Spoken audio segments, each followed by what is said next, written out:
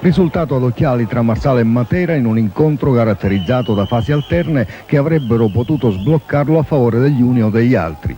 Nel primo tempo un bruttissimo Marsala ha indotto il Matera a difendersi, ma gli ospiti, se avessero osato solo un po', avrebbero potuto cambiare il risultato.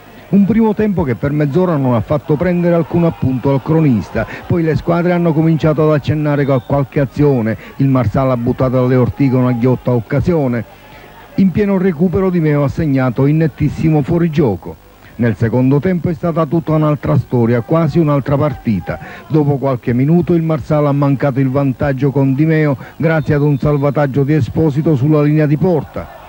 Impennata d'orgoglio al 16° da parte dei lucani che si sono lanciati in avanti senza fortuna, poi un fuoco di fila del Marsala che per 5 minuti ha assediato invano la porta difesa da Bruno. Sul finire hanno risposto i lucani che hanno costretto il portiere Aprile a compiere un autentico miracolo, tutto sommato un risultato che forse sta un po' stretto ai padroni di casa, ma sostanzialmente abbastanza giusto.